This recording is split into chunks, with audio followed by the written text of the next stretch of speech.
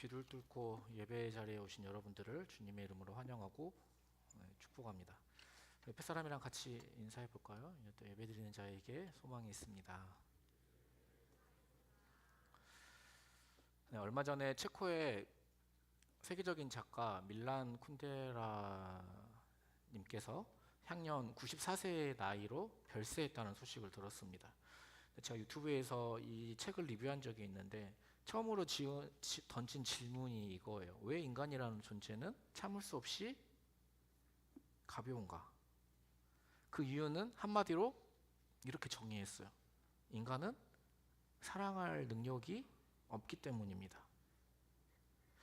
그러니까 내가 있는 그대로 살아있고는, 그러니까 자기를 부인하지 않고는 누군가를 사랑할 수도 없고, 누군가를 내 관계의 한 축으로 받아들일 수도 없고, 내 안에 그 사람을 위한 공간이 확보될 수도 없어요. 책을 읽어보신 분들은 알겠지만 연애 소설이라기보다는 연애 소설을 포장한 철학책이라고 봐도 무방할 것 같아요. 남녀 간의 사랑, 고귀한 이념, 어떤 고귀한 가치, 어떤 행동의 이면에는 참을 수 없이 가벼운 동기, 조속한 인간의 욕구가 자리 잡고 있다는 것이죠. 저는 지금 하나님의 말씀을 전하는 고귀한 행동을 하고 있습니다. 이 설교 한 편 한 편이 저와 여러분에게 가벼워지지 않게 하기 위하여서 많은 노력과 고민과 기도와 준비를 합니다. 이런 과정이 다 거룩한 소명이고 거룩한 일임을, 귀중한 일임에는 분명합니다. 그러나 이러한 고귀한 행동의 이면에는 어떻습니까? 설교를 통하여서 내 자신을 드러내고, 설교를 통해서 내 자신이 인정받고 싶은 욕구에서 한 번도 자유로워 본 적이 없어요. 자녀가 잘 되길 바라는 마음은 부모의 모든 같은 마음이지만 인간의 이면에는 그 부모의 욕심도 한편으로는 자리 잡고 있어요. 공부하라는 잔소리가 온전히 꼭 자녀만을 위한 것은 아니죠. 부모의 욕심이 전혀 포함되지 않았다고 이야기할 수 있을까요? 이것이 인간의 실존입니다. 오늘 크리스찬 베이직 세 번째, 인생은 철거 중에서 죄에 대한 부분입니다. 죄에 대한 이야기는 크리스찬 베이직에서 너무너무 잘 다루고 있어요. 저는 여러분들이 책을 읽어왔을 거라고 믿고 전제하고 말씀을 전하도록 할게요. 한 자매님이, 제 이름을 밝힐 수는 없는데 비밀이에요. 근데 그 자매가 캐나다를 다녀온 거예요. 캐나다 요즘 뭐 많이 다녀오고 그러잖아요. 그래서 누군지 잘 모르실 것 같은데, 그래서 책이 없을 것 같아, 캐나다를 다녀왔기 때문에 책이 없을 것 같아서 책을 받았느냐고 물었더니 안 받았대요. 책이 없대요. 그래서 너 수련회 조장인데 책이 없이는, 책을 읽지 않고는 모임을 인도하기 힘들다. 얼른 사서 읽으라고 했더니 그 책 값을 캡처해서 저한테 보내면서, 목사님 라면 받침대가 너무 비싼 거 아니에요? 이렇게 저한테 연락이 왔어요. 책값이 10% 할인해가지고 16,200원이에요. 제발 라면 받침대로 16,200원을 쓰지 않기를 예수님의 이름으로 소망합니다. 책을 꼭 읽어 오셔야 돼요. 그래서 그 앞에 안 읽었다 그러면은 그냥 그 부분은 과감히 뛰어넘으세요. 그래서 그 해당되는 부분만 읽으시면 돼요. 책을 통해서 뭔가 새로운 것을 내가 발견하고, 새로운 것을 이해하고, 새로운 것을 안다, 이런 개념보다는 우리가 이미 알고 있는 것들을 다시 정리한다, 말 그대로 기본기를 다진다, 이렇게 생각하시면 될 것 같아요. 오늘은 죄에 대한 내용, 최초의 인류가 죄를 짓게 된 배경과 짓고 난 이후의 상황을 말씀을 통해서 살펴보고자 합니다. 에덴 동산이라는 것이 신학적으로 무엇을 보여주는가 하면은 하나님의 임재의 상징입니다. 그러니까 하나님께서 임재하시는 임재의 공간이에요. 이것이 나중에 무엇과 연결이 되냐면은 성막과 연결이 됩니다. 성막은 에덴의 교제, 그러니까 에덴의 안식을 회복하시고자 하시는 하나님의 의지를 반영하는 공간이죠. 이제 나중에 이제 성전으로 가게 되고, 이 개념이 나중에는 성전으로 오신 예수 그리스도, 성전을 회복해 하신, 그래서 이런 개념으로 계속 넘어가게 되는 거예요. 여기에서 에덴 동산에 선악을 알게 하는 나무가 등장을 하고 생명나무가 등장을 합니다. 근데 이 두 나무는 모두 하나님의 자비를 알게 하는 역할을 합니다.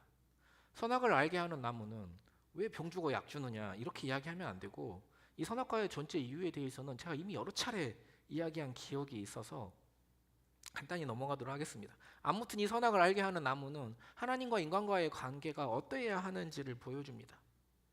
그러니까 생명나무가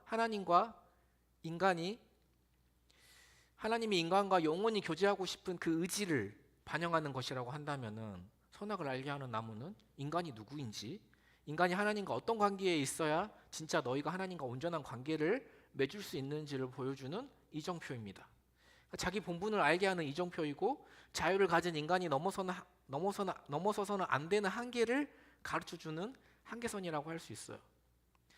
하나님의 형상이지만 동시에 하나님의 형상으로 창조받았지만 동시에 피조물이라고 하는 사실을 잊지 않도록 만들어주는 것이 바로 선악을 알게 하는 나무이기 때문에, 자꾸 무슨 시험거리를 줘가지고 인간을 넘어질지 말지 그걸 보여준다고 생각해서 하나님을 야속한 분으로 만들면 안 되고, 하나님이 전능하신 하나님께서 자유로운 존재를 만드셨다는 것이, 우리는 그냥 이걸 아무 생각 없이 받아들이지만 이거는 사실은 앞뒤가 안 맞는 이야기예요. 그러니까 하나님이 전능하시다라는 것과 인간이 자유롭다 하는 것은 서로 모순되는 개념이에요. 이야기예요. 이 둘이 충돌할 때 어떻게 되는 겁니까? 인간이 자유의지를 갖고 있지 않으면 인간이 인격체가 아니에요. 그러니까 자유의지를 가지고 있지 않으면 선악과를 먹을 수도 없고 죄를 지을 수도 없어요. 그러니까 전능하신 하나님이 자기 마음대로 다 할 수 있고 다 하시는 하나님이 인간을 인격체로 만드셨다는 것, 하나님의 형상대로 만드셨다는 것은 무슨 의미가 있는 것입니까? 다시 말해서 쉽게 이야기하면, 내가 이 마이크를 떨어뜨릴 수 있습니까? 없습니까? 떨어뜨릴 것 같아요? 안 떨어뜨릴 것 같아요? 하나님은 아실까요? 모르실까요? 아니, 다 아는데 무슨 죄가 될 수가 있습니까? 하나님이 다 떨어뜨릴 수 있게도 하고 안 떨어뜨릴 수도 있게도 하신다면 인간에게 무슨 자유의지가 있는 거예요? 아니, 가룟 유다는 선택할 자유의지가 없는데 유다의 죄가 어떻게 도대체 죄가 될 수 있다는 말입니까? 다 하시고 전능하신데 우리가 무슨 선택을 하고 자유를 가질 수가 없죠. 죄 될 수가 없죠. 이것은 하나님의 전능하시고 전능성하고 인간의 자유의지는 정면으로 대치되는 개념이에요. 나는 이걸 떨어뜨리길 원하고 하나님은 이걸 막으시길 원한다면 누가 이기는 거예요? 하나님의 전능성은 어떻게 되는 겁니까? 내가 이걸 떨어뜨렸다면? 하나님은 이거 하나도 막지 못하시는 하나님이십니까? 말이 안 되죠. 이 선악과 자체가 말이 안 되는 이야기예요. 이 문제를 어떻게 해결하십니까? 딜레마죠, 딜레마. 하나님의 전능성을 우리가 오해하면 안 돼요. 하나님의 전능성은 인간의 모든 악행을 즉각 중단시키는 전능성이 아니라 오히려 악에 의해서 상처받고 견디는 전능성입니다. 프랑스의 사상가 시몬 베이뉴라는 사람이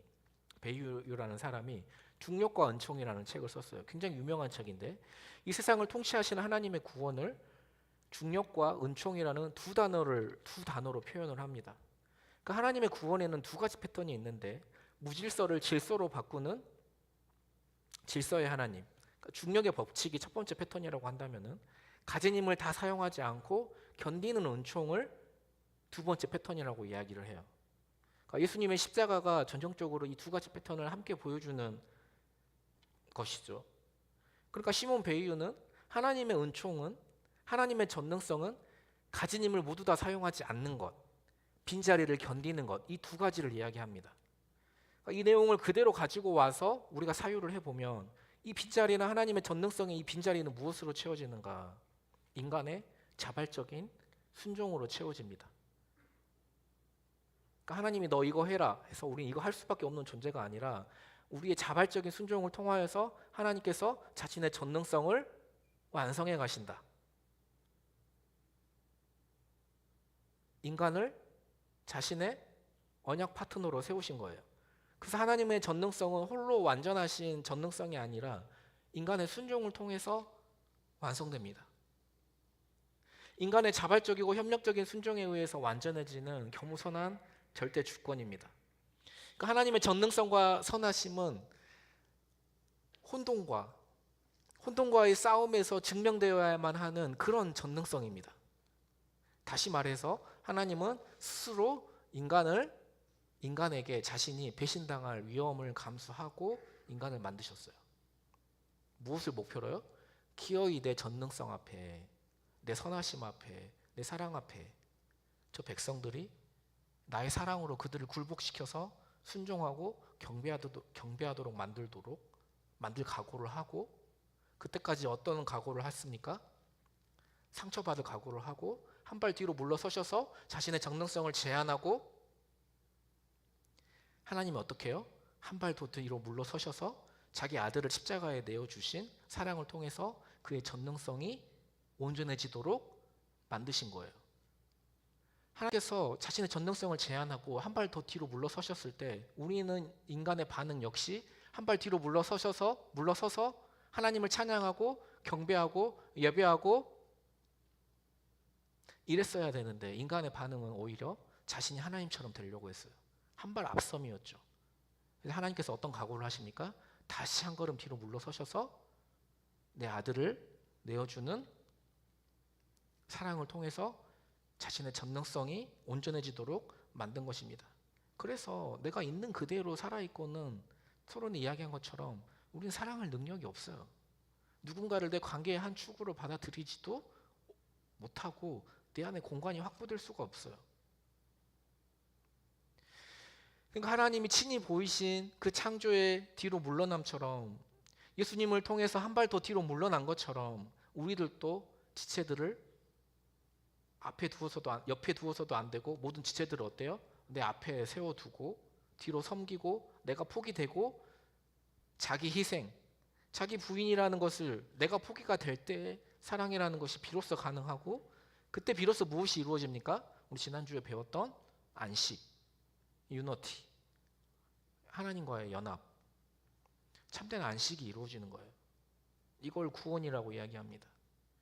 그때 비로소 안식이 온다는 것이 이 창조의 원리이고 십자가의 원리입니다.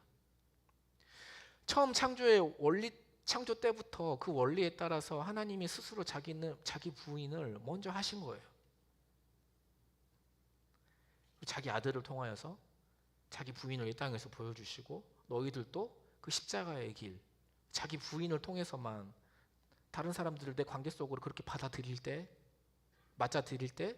그 처음 지을 때 그 안식, 그 공동체성을 회복하고 그 새 창조가 이루어진다고 하는 것입니다. 그래서 여러분 말씀 다시 한번 볼까요? 창세기 1장 2절 말씀.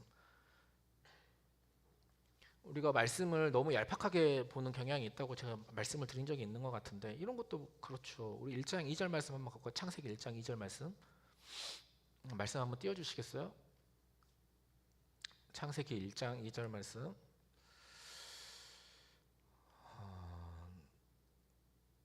네, 한번 같이 읽어보도록 하겠습니다. 시작.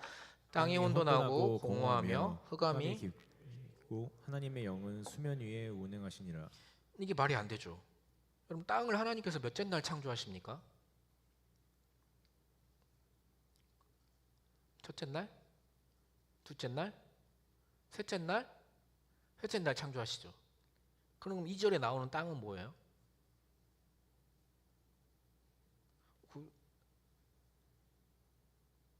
그 첫째 날 빛을 창조하시잖아요. 그렇죠? 그럼 2절에 나오는 흑암은 땅만 나오는 거 아니죠. 그렇죠? 하나님의 영이 수면 위에 운영하신다고 그러는데, 이 수면은 또 뭐예요?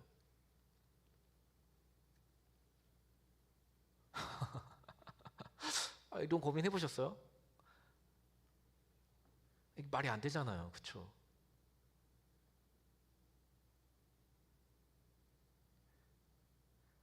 창세기의 창조 기사는 첫 시간에도 말씀드렸지만, 무에서 유의 창조가 아니라는 말이 아니라 강조점이 혼돈에서 질서로의 창조에 강조점이 있어요. 그렇기 때문에 2절에 뭐가 등장합니까?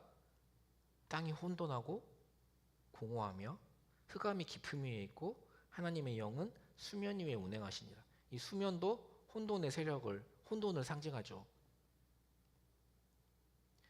완벽한 창조에서는 무슨 우리의 인격성이 발휘되지가 않습니다. 이런 것들이 다 훼손될 그 위험성을 두시는 거예요. 에덴 동산에서도 뭐 아무것도 안 하고 무의도식하고 그냥 논 게 아니에요. 우리 2장 15절 말씀 한번 같이 볼까요? 2장 15절 말씀 한번 같이 볼까요? 함께 읽겠습니다. 시작. 여호와 하나님이 2장 15절 말씀 한번 띄워주시겠어요? 네, 함께 읽겠습니다. 와 하나님이 그 사람을 이끌어 에덴 동산에 두어 그것을 경작하며 지키게 하시고. 경작하다는 말까지는 이해를 하겠는데 이게 이제 영어 서브라는 단어로 이게 이제 그 어원이 되는 거죠. 이제 섬기다, 뭐 예배하다, 뭐 이런 뜻도 가지고 있는데 지키다. 뭘로부터 뭘 지키는 걸까요? 그러니까 혼돈의 세력으로부터 공격받을 것을 전제로 하고 있습니다. 우리 17절 말씀 한번 같이 볼까요? 17절 말씀 한번 같이 볼까요? 함께 읽겠습니다. 시작. 선악을 알게 하는 나무의 열매는 먹지 말라. 내가 먹는 날에는 반드시 죽으리라. 아니, 인간이 완벽하게 지어졌으면 무슨 죽음이 있습니까? 근데 하나님께서 뭐라고 말씀하세요? 에덴 동산에 두시고 선악을 알게 하는 나무의 열매는 먹지 말라. 내가 먹는 날에는 반드시 죽으리라. 처음부터 어떤 존재로 지어진 거예요? 죽을 수 있는 존재로 지어졌다는 얘기잖아요. 죽을 수도 있는 환경을 우리에게 주신 거예요. 나중에 보시겠지만 하나님께서 아브라함에게 약속을 주시고 땅과 자손의 약속을 주시고 뭘 항상 같이 주세요?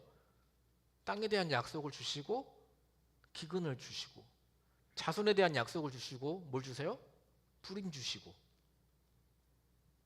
도대체 하나님을 믿는 자들이 왜 이런 고난을 당해야 합니까? 나 하나님 잘 믿었는데 참 잘 섬기고 살려고 그랬는데 나는 왜 이렇게 어렵습니까? 왜 이런 혼란들이 존재하죠? 이런 질문들이 처음 창조 때부터 하나님의 창조의 목적의 한 일부였어요. 그것이 대표적으로 드러내는 책이 우리가 잘 알고 있는 욥기서죠. 욥기서.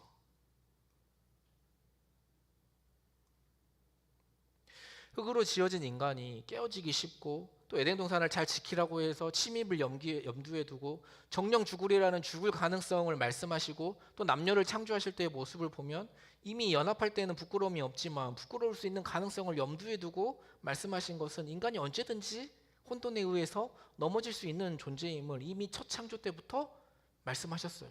그것이 현실화된 것이 바로 3장의 선악과 사건입니다. 3장의 그 범죄 사건이에요. 3장 1절 말씀을 한번 보면은 갑자기 뱀이 등장을 합니다. 이 뱀이 등장을 하는데 이 뱀이라는 존재, 그러니까 사탄이라는 존재가 어디에서 시작되었는지 그런 이야기는 하고 있지 않아요. 그냥 그 등장을 합니다. 그러니까 우리가 사탄의 존재에 대해서 이게 어떻게 시작하는지 유추를 해볼 수는 있지만 성경이 침묵하고 있기 때문에 정확하게 이야기하기는 어렵죠. 근데 뱀이 어떤 존재로 나옵니까? 강교하다. 이렇게 시작하는데 우리가 2장 25절 말씀을 보면은 2장 25절에서 벌거벗었다. 벌거벗었으나 할 때 이 벌거벗다라는 단어와 뜻이 똑같은 단어입니다. 그러니까 강교하다라는 뜻이 원래 나쁜 뜻이 아니라 잠언에서도 나타나는데 이 단어는 중립적인 단어예요. 그러니까 어떤 상황에 쓰이냐에 따라서 강교한 것이 될 수도 있고 지혜로운 것이 될 수도 있어요. 내가 하나님의 지혜를 쫓아서 살 때, 하나님 앞에 경외하고 순종할 때 그 지혜는 참 지혜, 유익한 지혜가 되겠지만 하나님을 떠나서 내가 선악의 기준이 되는, 그러니까 선악과가 왜 하나님께서 선악과를 먹지 말라고 하셨습니까? 선악과라고 하는 것은 하나님이 선과 악의 기준이라는 뜻이에요. 근데 내가 선악과를 따먹는다는 것은 내 선과 악의 기준이 앞으로 누가 되겠다는 거예요? 내가 내 스스로 선과 악의 기준이 되겠다는 것입니다. 그러니까 내 눈에 오른 대로 살겠다는 뜻이에요. 그러니까 선악과를 먹은 뒤에 너희가 나와 같이 되었다라고 말씀하시는데 우리들 중에 하나와 같이 되었다고 하시는데 하나님처럼 전지전능한 존재가 되었다는 뜻이 아니고 그 선과 악의 기준에 있어서 내 기준대로 선과 악에 대해서 정했다면 하나님과 똑같은 존재가 되었다는 이런 이야기입니다. 이게 우리 포스트 모더니즘 시대의 구호이지 않습니까? 옛날 모더니즘 시대에는 내가 옳았으면 너는 틀렸어요. 근데 요즘엔 어떻습니까? 강요하지 말라. 너는 너대로, 나는 나대로 생각할 테니까 너는 네 신이 옳다고 생각하고 나는 내 신이 옳다고 생각하니까 강요하지 말라. 서로 이런 건 강요하면 안 된다. 그래서 전도가 더 어려워진 것이 됐죠. 나는 내가 믿는 대로, 내가 생각하는 대로 성 정체성도 내가 결정하겠다. 선과 악의 모든 기준도 내가 결정하겠다.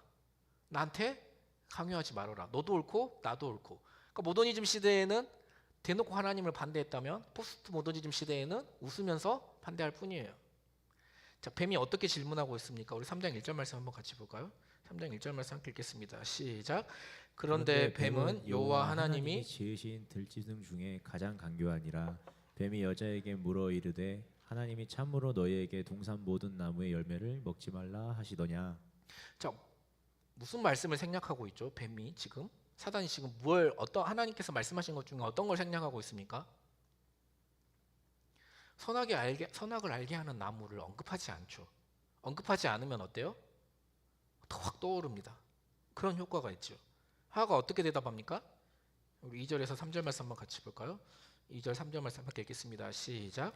여자가 뱀에게 말하되 동산 나무의 열매를 우리가 먹을 수 있으나 동산 중앙에 있는 나무의 열매는 하나님의 말씀에 너희는 먹지도 말고 만지지도 말라 너희가 죽을까 하노라 하셨느니라. 그러니까 하나님의 말씀과 하와의 대답 사이에 비교를 해보면은 무엇을 더했습니까? 만지지도 말라는 말을 더했어요. 그리고 동산 중앙에 있는 나무의 실과라는 말을 덧붙였습니다. 또 하나님의 말씀과 비교해보면 뭘 빼버리죠? 이 위로 그러니까 선악을 알게 하는 나무 이런 말도 빼버리고 정령 죽으리라 이런 말도 빼고 여호와 하나님이라는 말도 뺐습니다. 이런 말들 다 빼요. 그러니까 다시 말해서 하나님의 명령을 그는 굉장히 가혹하게 만들어요. 하나님을 굉장히 가혹한 분으로 만들어요.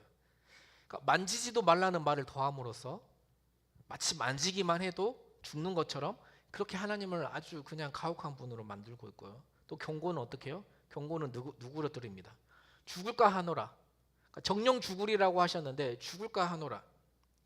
또 분명한 명령은 흐릿하게 이야기합니다. 동산 중앙에 있는 나무의 실과라고 이렇게 이야기하는데 하나님은 뭐라고 말씀하셨죠? 분명히 선악을 알게 하는 나무라고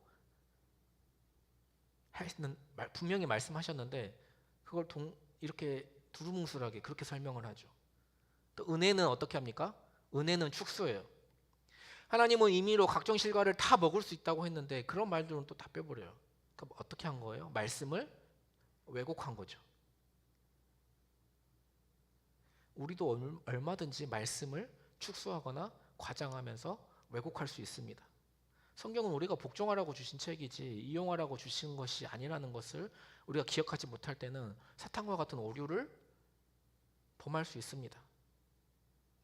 사탄은 어떻게 거짓말합니까? 우리 4절 말씀 한번 볼까요? 4절 말씀 함께 읽겠습니다. 시작. 뱀이 여자에게 이르되 너희가 결코 죽지 아니하리라. 내가 눈이 밝아져서 하나님과 같이 될 것이다. 이 말은 절반은 맞아요. 절반의 진실이에요. 그러니까 곧장 죽었어요, 안 죽었어요? 아담과 하와가? 안 죽었죠. 정령 죽으리라고 말씀하셨는데 안 죽었죠. 아담이 몇 살을 살았습니까? 몇 년을 살았습니까? 930년을 살았어요. 그러니까 거짓말같이 보이죠. 그가 눈이 밝아져가지고 하나님이 우리와 똑같이 되었다고 말씀하시니까 그 말이 맞는 것처럼 보았지만 우리와 똑같이 되었다는 말이 지금 하나님이 지금 긍정적으로 쓰고 있는 말씀이 아니죠. 네가 피조물의 본분에서 벗어났다는 말씀으로 쓰셨습니다. 그러니까 당장의 목숨은 죽지 않았지만 하나님에게서 에덴 동산에서 쫓겨났죠. 그러니까 추방된 사실이 곧 죽음이라는 사실을 사탄은 속였다는 거예요. 그러니까 성경에서 하나님께서 이야기하시는 죽음은 물리적인 이 생명이 우리 호흡이 끝나는 것을 죽음이라고 이야기하지 않고 무엇을 죽음이라고 이야기합니까? 하나님과의 관계가 끊어진 것을 죽음이라고 이야기합니다. 그래서 에덴 동산에서 추방당한 그 순간부터 죽은 거예요. 하나님께서 구원의 손길을 내밀지 않으면 죽음인데 지금도 사탄은 자꾸 뭐라고 우리를 속입니까? 네가 지금 살아있지 않느냐? 내 목숨이 붙어있지 않느냐? 내 목숨이 내일의 안전을 확보하기 위해서는 자원이 필요하고 돈이 필요하고 좋은 대학, 좋은 직장이 필요하고 백그라운드가 필요하고 이런 것들이 다 이것저것이 필요하다. 자꾸 이런 걸 속이는 거예요. 우리가 하나님을 떠나 산다고 해서, 우리가 기도 전혀 안 하고 산다고 해서, 말씀을 전혀 순종하지 않고 산다고 해서 우리에게 무슨 일이 일어납니까? 안 일어납니까? 오히려 편하죠. 여러분에게 아무 일도 일어나지 않아요. 여러분이 오늘부터 결단하고 하나님을 떠나기로 마음 먹고 예배를 안 나오고 여러분 마음대로 살아간다. 그런다고 해서 갑자기 벼락이 떨어져서 여러분 삶이 끝나는 것도 아니고, 여러분이 갑자기 무슨 암이 걸리는 것도 아니고, 집안에 뭐 나쁜 일이 생기는 것도 아니고, 아무 일 없이 여러분들은 평온하게 잘 살아갈 거예요. 오히려 더 편하게. 하나님은 네가 아무리 그런 것들을 다 누려도 나와의 관계가 끊어지면 너의 이미 생명이, 너는 이미 죽은 것이라고 이렇게 말씀하고 있는데, 사탄은 자꾸 아니라는 거예요. 지금 살아있지 않느냐는 거예요. 그 말씀이 귀에 들어옵니까? 안 들어옵니까? 안 들어오죠. 우리는 살아있다고 착각하거든. 지금 삶을 누리고 있다고 착각하거든요. 뱀은 최초의 주석가입니다. 하나님의 말씀을 편리한 대로 편집해 가면서 가장 박식한 듯이 해설한 신학자예요. 하와는 어떻습니까? 그 뱀의 말을 듣고 하나님을 평가하고 자신의 유익을 구하는 매우 충실한 최초의 신학생이에요. 그릇된 신학과 설교는 감염도가 아주 높지요. 육적인 인간들의 욕심을 철저하게 채워주기 때문에 그렇습니다. 그러니까 하나님의 말씀을 있는 그대로 전하지 않는 설교는 종교적인 담론일 뿐이죠. 그 결과가 어떻게 되었습니까? 사람과의 관계도 변했죠. 부끄러움을 경험하게 되고 하나님과의 관계도 변했습니다. 우리 10절 말씀 한번 같이 볼까요? 10절 말씀 함께 읽겠습니다. 시작. 이르되 내가 동산에서 하나님의 소리를 듣고 내가 벗었으므로 두려워하여 숨었나이다. 안식이 다 깨진 거예요. 연합과 유너티 이런 게 다 깨진 거예요. 하나님이 묻습니다. 내가 어디에 있느냐? 하나님이 진짜 어디에 숨었는지 몰라서 묻는 게 아니고, 지금 너하고 나하고의 관계가 지금 어떤 관계에 서 있느냐, 너가 지금 어떤 자리에 있느냐, 이걸 묻는 것입니다. 어떻게 대답합니까? 두려워서 이렇게 있습니다. 지금 누가 일의 자초지종을 말하고 그래야 될 상황인데 책임을 전가하죠. 남자는 여자에게, 여자는 뱀에게. 결국은 누구를 향하고 있습니까? 누구에게 책임을 돌리고 있어요? 아담과 하와의 말을 자세히 들어보면은 하나님이 지으신, 하나님이 내게 주신 그 여자 때문에, 그 새끼 때문에. 결국 누구를 향해 있습니까? 하나님을 향해 있죠. 우리도 그럴 때가 너무 많죠. 하나님 때문에. 하나님이 왜 이런 환경을 내게 주셔서, 왜 이렇게 우리 가정을, 가난한 가정을, 이렇게 부모님 사이가 안 좋고, 왜 하필 태어나니까 아빠가 목사님이고 장로님이야. 사람 피곤하게. 하나님과의 관계가 깨어지고 죄악 가운데 거하면은 다 원망할 것밖에 없어요. 하나님이 엄청 가혹하고 두려운 분으로만 느껴집니다. 하나님 판결하십니다. 뱀에게는 저주를 내리세요. 이 저주라는 말이 히브리어로 아루루예요. 아루루. 한번 따라해 볼까요? 아루루. 강교함이라는 단어는 히브리어 언어로 아룸입니다. 아룸. 그러니까 하나님을 거절한 아룸. 이 강교함은 하나님을 거절한 인간의 지혜로 해석할 수 있는데, 하나님을 거절한 인간의 지혜는 결국 무엇으로 이루어집니까? 아루루. 그러니까 아룸이 아루루가 되었다. 이걸 의도적으로 비슷한 워드 플레이를 통해서 이렇게 각인시킨 거예요. 너희가 만약에 너가 네 인생의 주인이 되어서, 너가 선과 악을 판단하는 판단의 기준이 되어서 하나님을 떠난 아룸, 간교한 지혜를 가지고 있으면은 아루루, 조주, 무너지게 되어 있다. 이런 말씀을 하고 있는 거죠. 내가 하나님의 지혜로 살아가고 있는지, 아니면 이 세상의 간교한 지혜로 살아가고 있는지 그럼 삶을 살펴보셔야 합니다.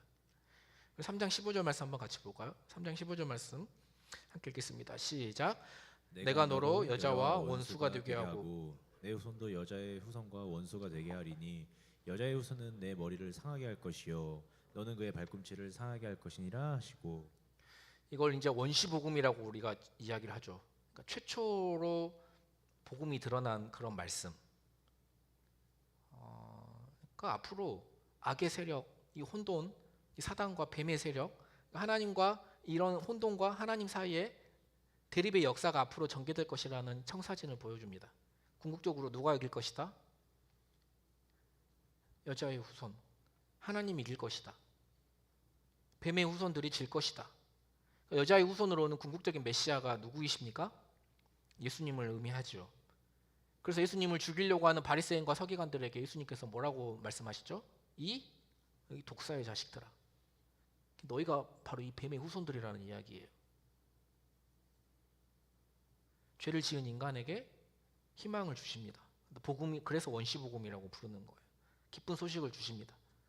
정령 죽으리라고 하신 그 심판을 넘어서는 하나님의 약속을 보여주고 계시는 거예요. 정령 죽으리라는 말씀은 맞죠.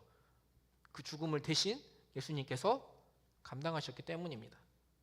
여자에게는 해산의 고통을 주십니다. 또 이상한 형벌을 주시는데 남편을 사랑하는 것을 형벌로 이야기합니다. 16절 말씀 한번 같이 볼까요? 16절 말씀 함께 읽겠습니다. 시작. 또 여자에게 이르시되 내가 내게 이거 제가 읽어드릴게요. 또 여자에게 이르시되 내가 내게 임신하는 고통을 크게 더하리니 내가 수고하고 자식을 낳을 것이며 너는 남편을 원하고 남편은 너를 다스릴 것이니라 하시고.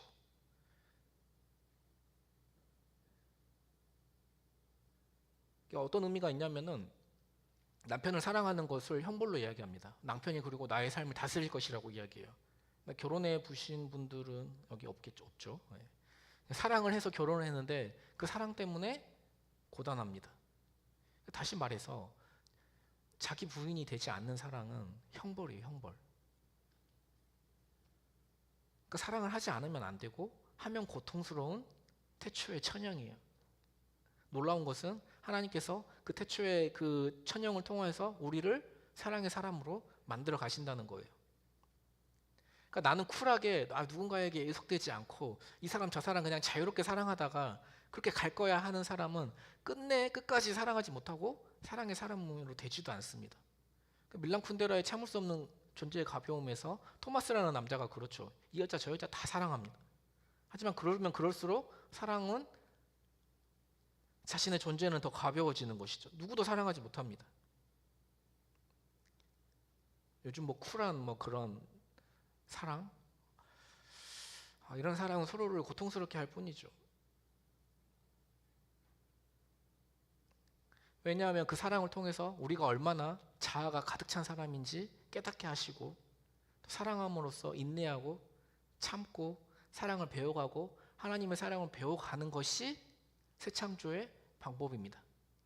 교회 안에서도 우리 옆에 사람 같이 한번 볼까요? 주무시고 계시는 분들 깨워주세요.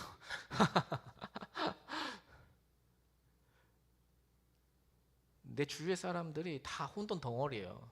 고치 덩어리고 죄에 쩌든 다 인간들입니다. 결코 사랑할래야 사랑할 수 없는 그런 존재들이에요. 근데 우리가 그렇게 하나님께서 공동체로 묶어주심으로 인해서 그 사람 때문에 내가 사랑을 배워가고 하나님께서 나를 그렇게 하나님의 사람으로 만들어 가십니다. 남자한테는 뭘 경험하게 하십니까? 땅의 저주를 경험하게 하십니다.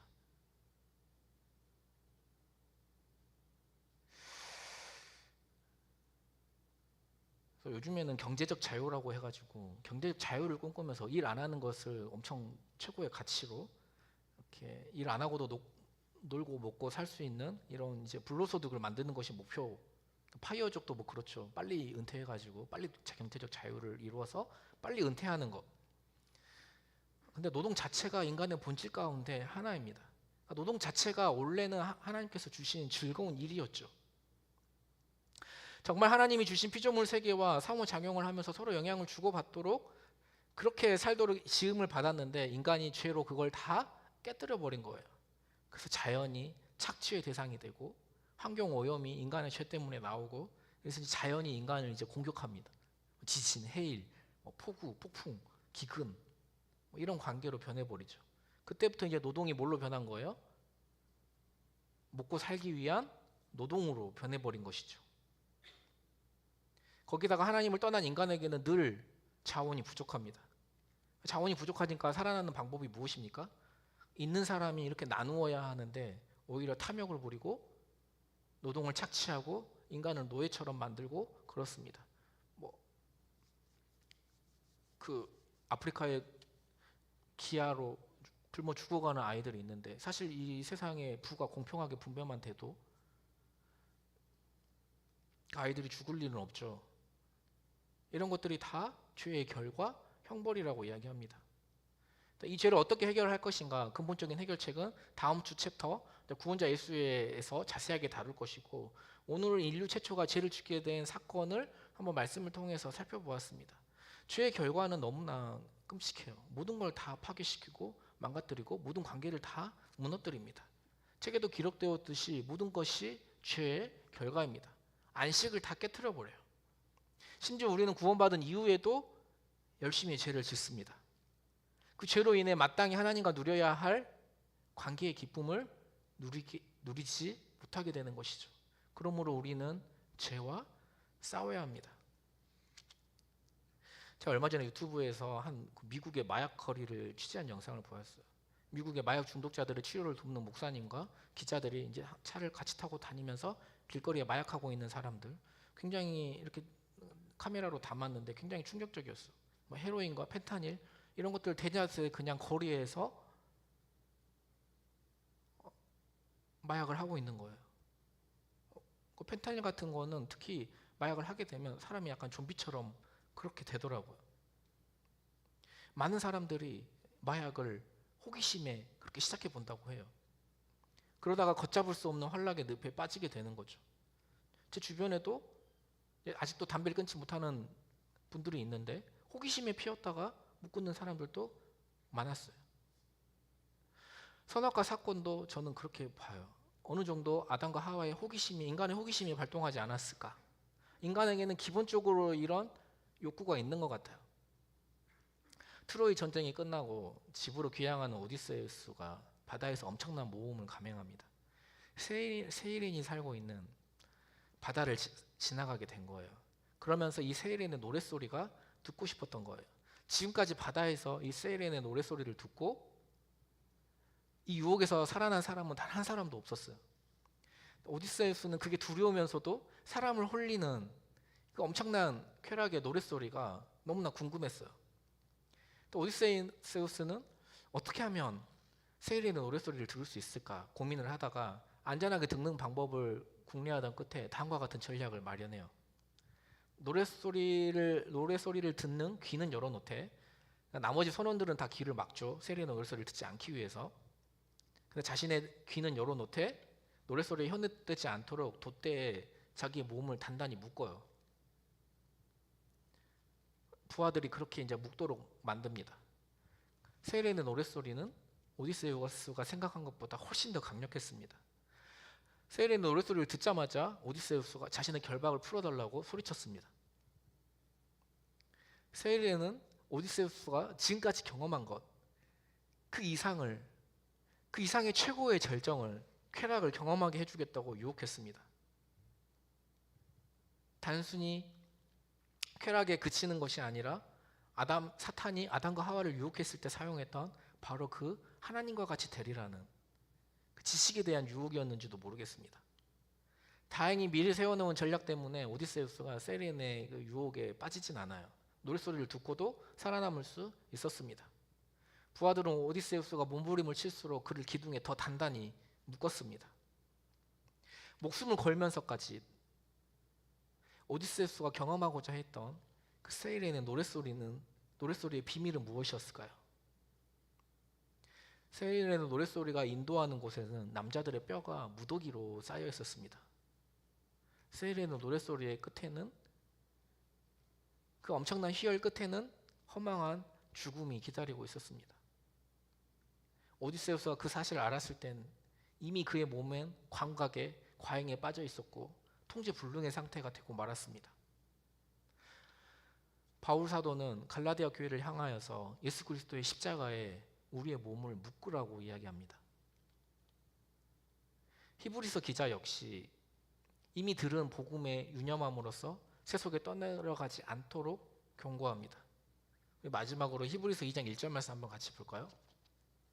히브리서 2장 1절 말씀 함께 읽겠습니다. 시작. 그러므로 우리는 들은 것에 더욱 유념함으로 우리가 흘러 떠내려가지 않도록 함이 마땅하니라. 우리에게도 이 세상을 살아가면서 수많은 유혹이 있어요. 세례의 유혹을 극복하는 길은 복음과 교회 공동체에 내 자신을 단단하게 묶는 것 외에는 딱히 방법을 모르겠어요. 좀 있으면 좀 알려줘 보세요.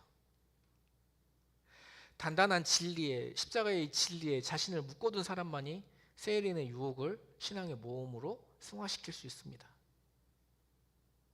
요즘 그렇죠. 너도 하나님처럼 될 수 있다는 유혹, 쾌락을 자극하는 세례의 유혹, 세상의 유혹들이 얼마나 거센지 모르겠습니다.